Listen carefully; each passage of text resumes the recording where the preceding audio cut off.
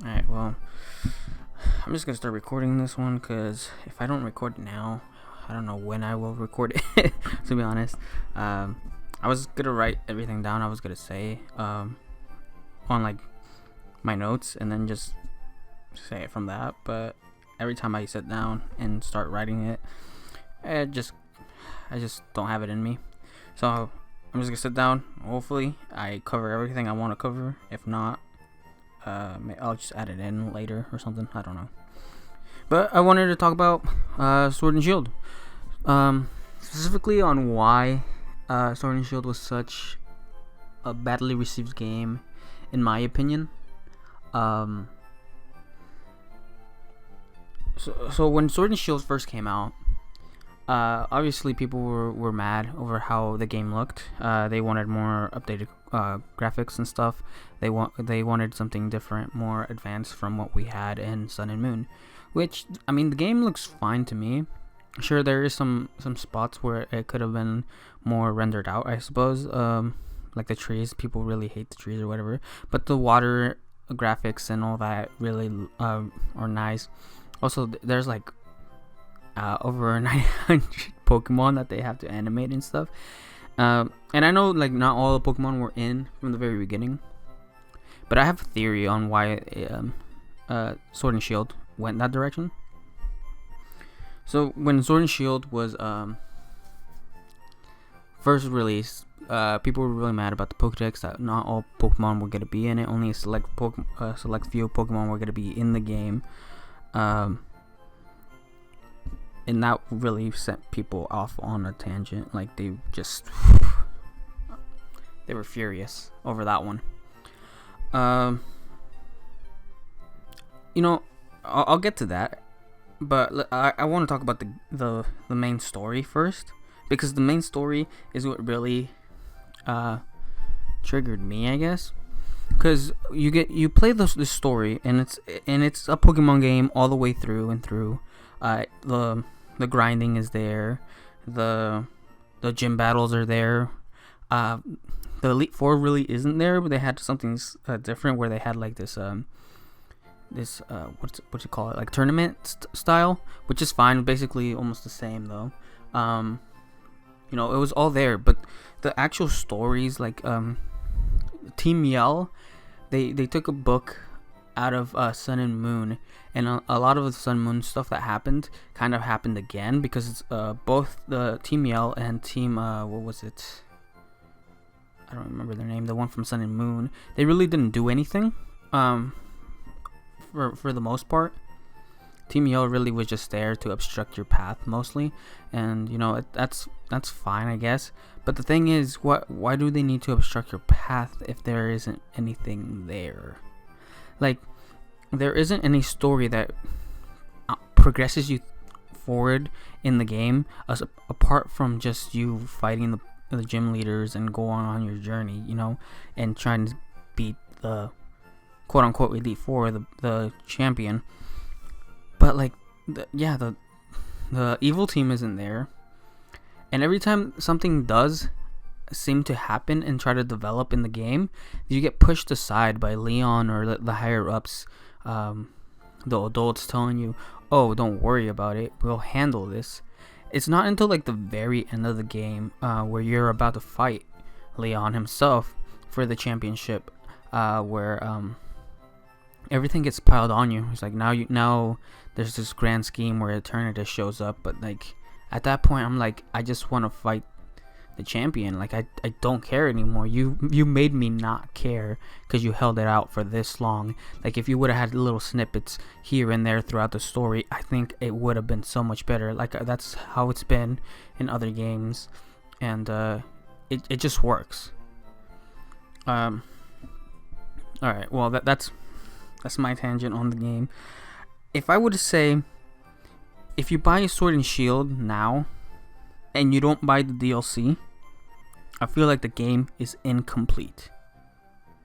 And what I mean by that is because obviously, because you get so much more Pokemon, you get the backstory and stuff, like the after story, which usually we get even if we don't buy any DLC. So you get that, but I guess it's a trade-off, so we don't have to get a third exclusive Pokemon game where it has more exclusivity than the other two. I mean, at least we're saving some money in that aspect, which is great. Let's see, what else am I trying to say? There really isn't anything special with the stories in the DLC either. You go around, do trials, and you get this mythical Pokemon, Cupchew, and you do that. You meet Leon's previous master, which is he's a fun character. You get new rivals, but they really do nothing, and then they don't. It's like starting from new because none of them know you. They don't even know you're the champion. Then the second DLC, the Crown Tundra, is actually my favorite. I don't know. I feel like that one just has a lot more personality. I don't know what it is, but it has a lot more personality. There is so many legendaries you can go capture. You get the ones from the raid dens or whatever they're called. You have the Moltres, the bird Pokemon that you can go out and capture. You got the Crown Pokemon and his steed, and then you have the Reggies. The Reggies, which finally, after I saw the Reggies, I was kind of relieved, because one of the things that I noticed in Pokemon games starting from Sun and Moon is that they're slowly getting rid of puzzles, and I don't know why. Puzzles have been around for a really long time in Pokemon, and that's actually what made Pokemon a little bit unique to me, because it's like you're going through this journey as a kid, and you're exploring the world, and there's these puzzles that you don't know where they came from or why they're there, and then you have to traverse, and you finally, once you get to the end, you discover like this grand Pokemon, legendary Pokemon, and it's it's an amazing feeling. I mean, at least it was back then when we were all younger. I'm sure of it. Seeing like the spiral in Diamond and Pearl was crazy. It felt like you were actually there in a way. But yeah, like it feels incomplete if you don't have the DLCs. So like if you're like late on the game and you're like, should I get Sword and Shield? It's a Pokemon game. You'll enjoy it for the most part for what it is, but I think you're 100% more enjoy it if you get the DLC, which is unfortunate. That's what it's like, $40 for both of them, $20 for like one of them, I think. So yeah, that's a lot of money to be spending on a Pokemon game, because it's $60 by itself without the DLC. So there's that to consider. Alright, so now for my reasoning on why I think the games ended up the way they did, and they separated Pokemon by DLC. Obviously it helped them make more money. That's true, but I also felt that this Pokemon game was specifically focusing on online battling and competitive, because this game actually added a lot, and I mean a lot, of items that were mostly based for competitive gaming, and competitive battles. And I noticed that. I was like, oh well, that's cool for them. They're getting all these things, and they really tried their best to try to put Gigantamax and like Gigamax as their gimmick, and they're pushing it. And I think it was kind of a test game in a way. They were testing how to improve online competitive battles using this game, and because they focused so much more on this game, they kind of over simplified everything that they could have added in this game, if that makes sense. Because I feel like the wild area was also a test to see how well the wild area was going to be received, as and how well it would run, testing the limitations of stuff. Once they saw that it was well received, they released the other games. They released more Pokemon after people kind of complained about it. I mean, I'm sure they had it from the beginning, but it helped, I guess. But yeah, I feel like this was kind of a test game for them to really test out the grounds on what they can do, and I think my theory on that kind of has some ground now after finding out that Diamond and Pearl are the next games that are gonna come out, like the remakes, Jesus, and seeing that they're saying that their competitive battles are mostly gonna be still Sword and Shield, that this is the game that they're gonna be held on, not on that. And not only that, but then they also announced Legends Arceus, which is it's not an open world game, but it's a game where it has open world levels, if that makes sense. And after seeing, the wild area, then seeing those two games, I'm like, I think I was onto something. But probably if I released this like way earlier, I would have some more ground on people believing me or whatever. But I mean, it is what it is. Anyway, I think that's basically all I had to say about this game. They really need to bring back more puzzles in the game, focus more on story now. Hopefully they will in Legends Arceus, and we'll see what the future holds for Pokemon games.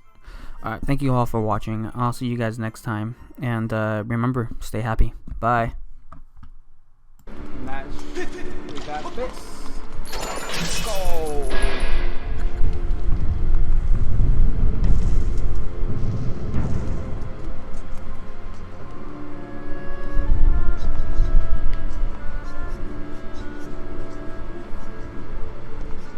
There's a lot going on here. Okay.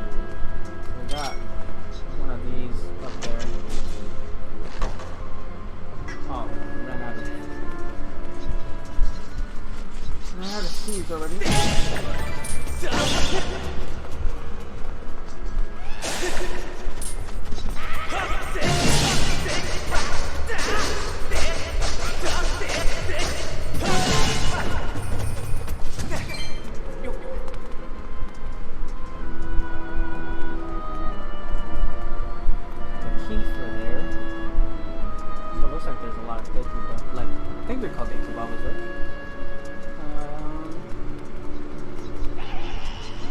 Going on here, but I can't really go anywhere.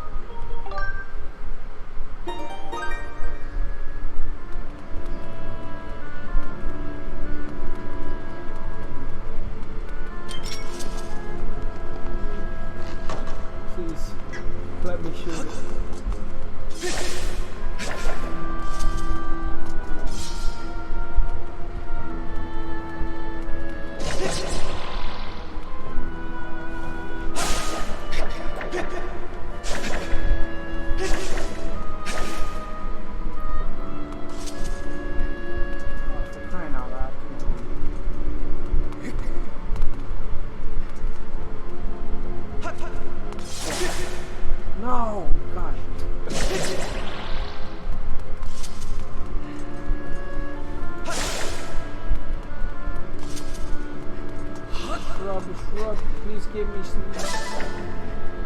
Yes. Okay.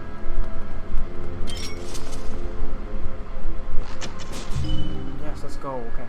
I thought it was gonna be stuck. Good. Also, that didn't open up the one in the back, did it? Like one of those things that you don't show you? No.